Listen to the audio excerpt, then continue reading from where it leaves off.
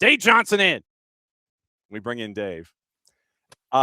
Dave, I promise that I will not try to steer this toward Adams Stadium discussions this time. That was that's right.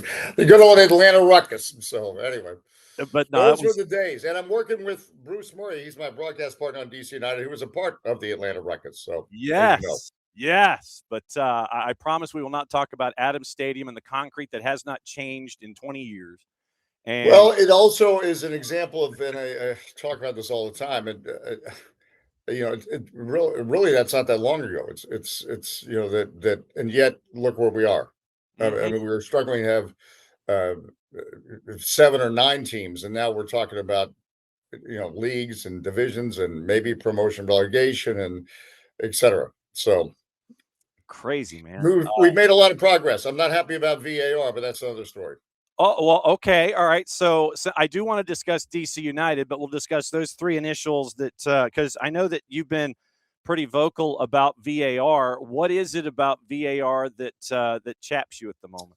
Well, it's specifically offside. It's specifically the offside law. I've been in English stadiums where they're afraid to celebrate a goal. Mm-hmm. That shouldn't be. The goal is the moment. And for 100+ years, we lived with the linesman's flag being up or down. I don't remember pre-VAR this many hand-wringings and controversies about offside. Were there offside calls that they looked at a review and said, he raised his flag and he shouldn't have? Yes, but it's swung the other way, where we're finding toenails and portions of a body. There's even images where you look at them and you're saying, how are they saying that's offside? And they draw a line.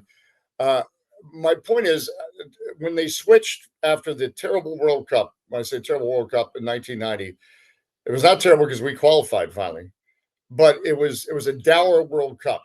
The back pass was taking the goalkeeper was killing the game, and the game had become too defensive. So there was a change. It was the first change in 75 years to the offside law to even is on, as most people should know, or if you don't know, it didn't always be even is on. You had to have a full defender in front of you. So this VAR is killing the spirit of even is on. In other words, even is on. You in real time, you don't make runs, and there's no way you can time. Oh, I'm 3 inches offside. Most of your body is still onside. That to me is even is on. If you can't see it with the naked eye, it's not. Or VAR is finding things that you can't see in real time. The game is played in real time. The point of the offside law was to prevent poaching and just hanging around the goal. This is killing the spirit. As somebody responded saying, you can no longer. You can think you made the perfect run and then find out, your shoelaces are offside. And I think about, it's killed some amazing moments. Coventry City against Manchester United a couple of years ago in the FA Cup final. Oh, yeah. Thought they had a comeback. Yeah. And they made a joke about, if he only had a haircut, he wouldn't have been offside. Yeah. But that's not funny when you think about it. We shouldn't be I mean, I'm not criticizing for laughing. It is funny, but it's funny as in, you got to be kidding me funny. Yeah. Is this what we're Coventry City about to pull off the greatest comeback in FA Cup history, and we're talking about the fact they found his hair offside? Yeah. So that's my specific. That's why I advocate for the Wenger law, which is going to be tried in Canada, where if any part of your body is on, yes. You're on. Now, there's lots of people screaming how stupid Wenger is, and I think it's personal because he's not stupid. He's very successful. But people say, well, now defenses will just sit back. Well, what about there was not social media in 1990 when they changed it after the World Cup? Were they thinking the same thing? Wow, we're going to make it even as on? Well, defenses just sit back and kill. I don't think that's, an argument that you can certainly prove. because people have not looked so far. The Wenger rule is it's been tried, but it's taken 6 years to get to the point where you try it in a pro league. Is it's been tried in youth leagues, and yeah, I'm nuts enough to do research on this. It's been successful. Mm-hmm. It's increased the goal scoring, but it is not increased to like, wow, now the games are 10-9. Right. It's marginal increases. So it's not going to dramatically alter the game that we love and appreciate on the defensive side. But again, I can point to them: Burnley, Crystal Palace. There's just two, and it's happening all over the world. And I'll talk to friends in Spain. You know, they talk about the joy being taken out of the game because they're celebrating. Think about it again, Nottingham Forest, the most recent. I mean, he's maybe a heel offside might cost him relegation. Mm-hmm. To your point, I have two thoughts. One, I think that I would posit that we all have issues more with the laws of the game than we would with VAR. So I don't necessarily think that. I think that if the laws of the game, as you posit, if we go with the Wenger law or the Wenger corollary, then I think that I would guess by default we would have less of an issue with VAR. It's the laws of the game that are being applied to VAR Well, where we're the most frustrated. right. Yes, and all I'm saying is that okay, this is crazy. All I ever wanted was goal line technology. Yeah. Because the goal is so important. And we were always we talked about soccer and football being so slow to adapt to technology or change or whatever you want to call it. Then all of a sudden this gets thrown on us, and I'm thinking, how did this happen? Where we go from no technology to, soccer is CSI forensic investigation, and you're having these. So I think the problem with the other problem with VAR, I don't think it's being implemented the way it was sold. We were thinking about, oh, kumbaya, it's going to correct clear and obvious errors. Then all of a sudden, clear and obvious, you're not allowed to say, or they're not using it. And the fact that we're talking about 5-minute reviews and et cetera, Yep. well, then that can't be clear and obvious. No. So basically, how we were sold VAR is not happening. It's not being delivered. And I think that usually 2 points. I think that we have entirely too much relitigating from upstairs instead of looking at the play itself. I think that you have too many folks upstairs who are trying to relitigate the play, which is not the job in the first place. It's not clear and obvious. And now, it goes back to the phrase about too many cooks in the kitchen. And, this was supposed to, I thought, oh, well, this will reduce referee controversy. Mm-mm. No, all we ever do is talk about, and there's people writing columns now. So it's created an industry. He's a great writer, Dale Johnson, BBC. He's got a VAR review every month. Okay, I don't remember every Monday having to review 14 calls in this league or that league or whatever. So just logically, you say, we go from the referee being in charge to now we put 2 or 3 more up there, and so life is subjective. I could tell you that the scarf behind you is purple, and you could say no, it's what. So now we're putting more opinions in it. Right. So now we're turning calls into sessions of Parliament or Congress instead of make a decision. And you know what? We did live with it. And as somebody also said, somehow the game survived, even though there was the hand of God. Yes, that was clear and obvious. But you know what? We lived with it. Mm-hmm. But now it is taking the joy out of the game, I believe. And this is maybe not for the viewer who's at home, who's got a beverage and can, it links it and he can look at the video and it becomes a video game. But when you're in the ground, the stands, whatever you want to call it, it does take the joy. You celebrate. You think, and then there's this long delay. Yeah. And it's and there's anxiety. And anyway. Yeah, no, and there is a great deal of agita. And I've always thought that the more that somebody upstairs is looking at something, the longer they are, the more they're trying to find something which once again goes back into relitigating, and it's like that's not in your job description. Your CV does not do that. I've always thought 2 minutes, maybe 2.5, and then you're looking for something. I'm like, okay, if it's not there, then yeah. Well, again, just look at Nottingham Forest's goal. Mm-hmm. There's no way you instantly see that as, oh, I can see his heels offside. Yeah. I mean, you have to have eyes like a German Shepherd to pick that out. So that's where, on the offside issue, if we're not going to change the offside law, that's not clear and obvious. Nobody would look at that, and even if they find the picture and they say, "Look, his back heel is offside," I don't think anybody would say, "Well, he was getting an advantage." He had no idea his back heel was offside. Thinks he's even with the defender. Yeah, To me, it's nuts.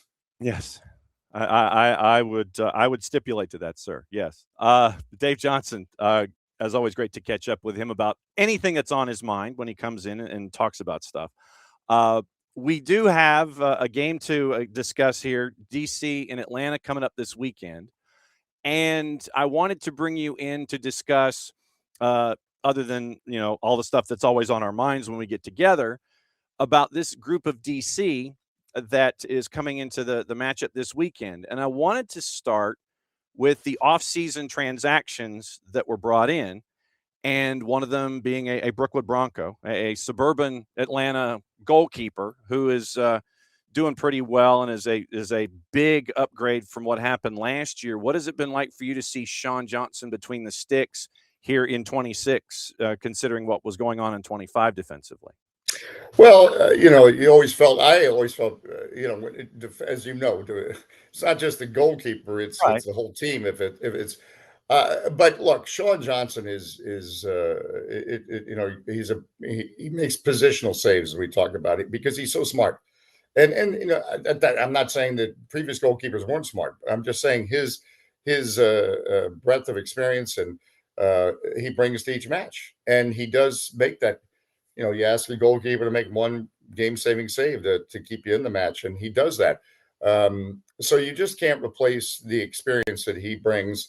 And this is no knock on anybody else that played for DC United prior. He's got a great level of experience, and it shows. And so in part why DC United has been stingy this year on defenses. Yeah, obviously having him as an anchor and a leader back there, but just I think the way Renee Weiler the new head coach, has certainly gotten through. And I talked to Matty Pelto, the defensive midfielder, yesterday about the terms of structure and everyone understanding what they need to do. It clearly is playing out. And he, again, emphasized it's not a knock on any previous coach. Why does certain coaches' message get through and not? That's we don't know that. It goes around the world that.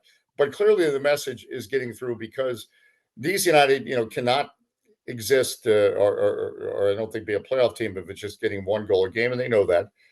But we're not seeing they were a team that would compete so hard and then all of a sudden give up that counterattack goal. So they have been a tough team to play against, and I think even Inter Miami, who scored 2 goals against them, and it was would say that that was still a tough result to get 2-1 because the second half of that game, DC United did not give them much after conceding 2 goals in the first half. So that's their foundation of defensive strength is helped them to give a foundation to go forward and hopefully compete for a playoff spot because that's this team has not been in the postseason since 2019 and in Major League Soccer, that's not an acceptable rate when you have so many pathways to get into the postseason. When you look at the other changes, and I want to say it was like 13 out and 14 in. I mean, there was basically half of the roster turned over. And there was a concerted effort, when you want to bring in a Sean Nealis to help you out at the back. You want to bring in a Sean Johnson to help you out between the sticks. You bring in a Ty Barabo from Philly, which to me was still a head scratcher from a Philly perspective, but okay. And he's now up top. What is when you look at how things are with, say, Barabo and Pirani up top, how are things offensively different looking in 26 than they were for you last season? Well, I mean, obviously the numbers are not great yet, but Baribo, first of all, is just a flat-out goal scorer. He's scored goals so far. He has scored goals in his career, and he's going to continue because he just again, attacking and why they're so good and why they're such a premium is it is a game of fine margins. So then you need that guy that he'll get that moment, and he scores. Not every player does that. That's why they're so valuable. And when teams are struggling to score, what do they always talk about? That final third. We do this, we do this, we do that, we do everything well. Oh, but that final third. He's a lethal finisher in the final third. Pirani is again, he's still a young player, and I think we're just scratching the surface with him, or I certainly think DC United fans are hoping that. Um, between him and I mean Jackson Hopkins continues to be a bright light. You feel like the potential is there to be more dangerous on offense. It hasn't played out yet in terms that you can just look at the numbers, and that's why Saturday, quite frankly, will be interesting. Because the focus is on that, but I think the primary focus was shoring up defensively, and that's certainly helped, and that's helped them. You know, they've not been easy, both wins, but they got 2 wins out of 4 matches, and I know it's only March or whatever it is, but the other part of fine margins is you don't want to get to October and say, "I wish I had that 3 points versus 1 point." For someone who is going to be watching this match and watching DC for the first time, in addition to all of the shiny objects that we've been talking about leading into this matchup and what you've seen so far in 26, is there someone on that second level, someone that isn't really a shiny object, that might be like a foot soldier or however you want to characterize it, that if this individual is doing what he's supposed to be doing, if he's doing X, then what Rene Weiler wants to have done against Atlanta United is being successful, who would that player or players be for folks to kind of focus on? Well, that's an interesting question. I mean, I don't know if he's again. I think uh, Jackson Hopkins one day is going to end up in Europe, and he's a young player, and he'll be exciting to watch. Um, and in terms of their ability to ignite on offense, uh, and what the work he does in his midfield role, it will be so important. But why you get excited? I get excited about. I see a defensive midfield partnership in Brandon Servania and Matty Peltola that there's a real synergy there, and they can. Peltola, of course, scored against Chicago, so they can get involved in the attack. And Keisuke Kurakawa, who the left back who we acquired from Gamba Osaka in Japan, and obviously uh, I'm not going to pretend to be an expert on Japanese soccer as much as I'm a nut about watching every league around the world. I didn't know anything about him, and um, he's coming up that left flank. He is special to me. So I think for DC United, I don't think the defense um, is a question, and their structure and how they're clearly communicating much better. Is Karakawa finding joy in that left flank? What is Jackson Hopkins doing in that midfield? Because as I said, the goal for DC United is not to live on 1-0 results. Yeah. Last week, for folks that may not know, Peltola defensively, 9 defensive contributions, 1-2 tackles, had 3 picks, 2 clears, 7 recoveries, was 4 of 6 on his ground duels.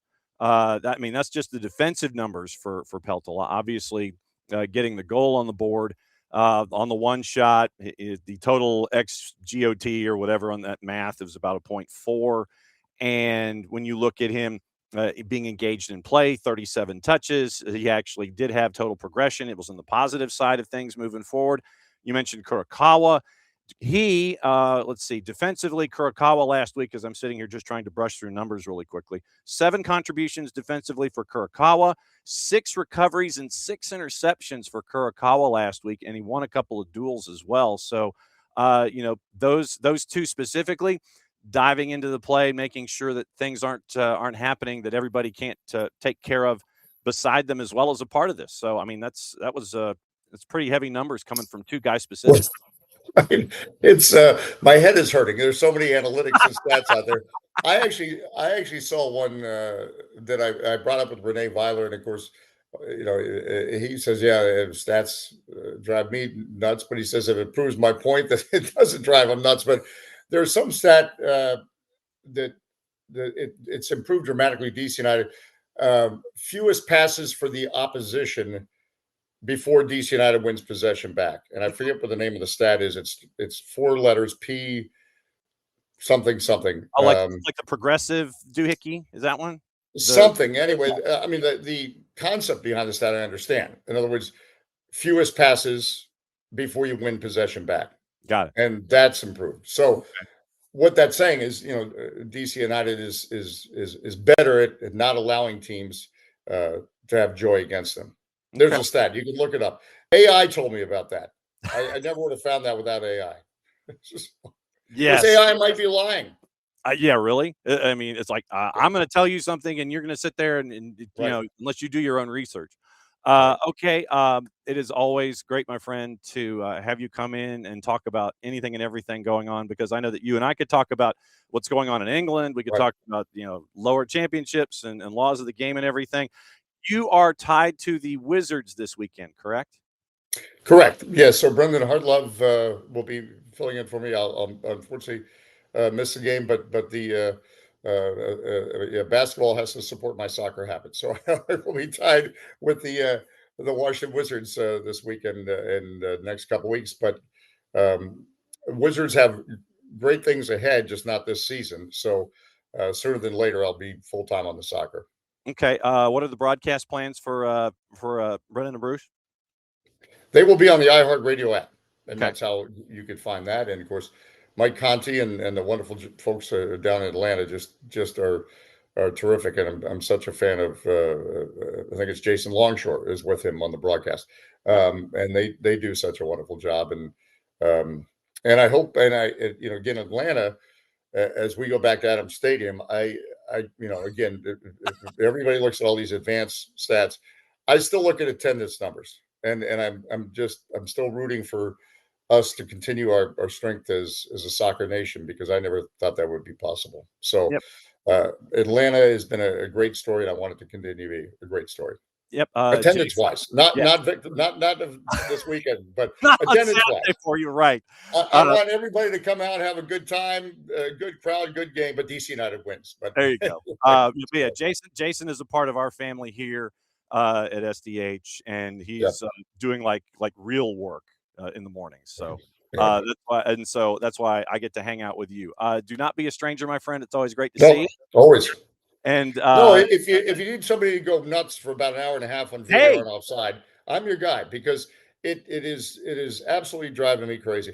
Gordon Bradley, who helped, and I probably bore you with Gordon Bradley stories before, but helped bring Pele to this country. The whole reason we're having this conversation, used to tell me, a good referee game when you don't notice them, you don't talk. Yeah. All we do now. Yeah. Now, and you know what? Shout out to MLS. For some reason, it doesn't seem to be as big a controversy in MLS, or it isn't. I don't think, versus the Premier League, La Liga.